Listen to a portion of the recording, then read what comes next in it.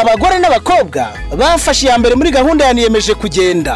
Mifemu Kimisagara yabyumvishije vuba maze ifata iya mbere mu gukwiza iyo nkuru nziza.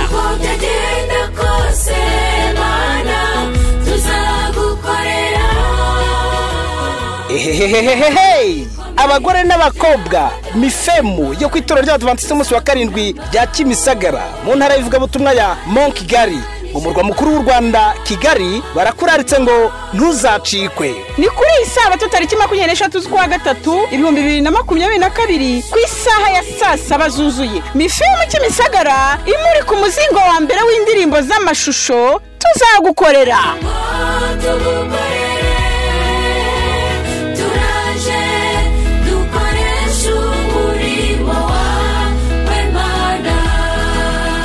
Wana w'Imana ntuzacikwe ni ku itorero ry'Abadiventiste umunsi wa karindwi rya Kimisagara mu ntara y'ivugabutumwa ya Mont Kigali. Uhawe ikaze aho Mifemu Kimisagara izaserukana n'andi makorari nka korari Adonai yo kuri Apasi Kabusunzu, korari abatoni b'umwami yo ku itorero ry'Abadiventiste umunsi wa karindwi rya Nyabisindu, umuhanzikazi ukunzwe Vumiriya Fitimana, korari ababwiriza butumwa yo ku Muhima, ndetse n'umuhanzi Fanuel Bigirimana uzwi ku ndirimbo Inzitava. Yemwe abagabo, yemwe abagore, yemwe abasore, yemwe abakobwa, yemwe abana, namwe basaza, twese nituzabure.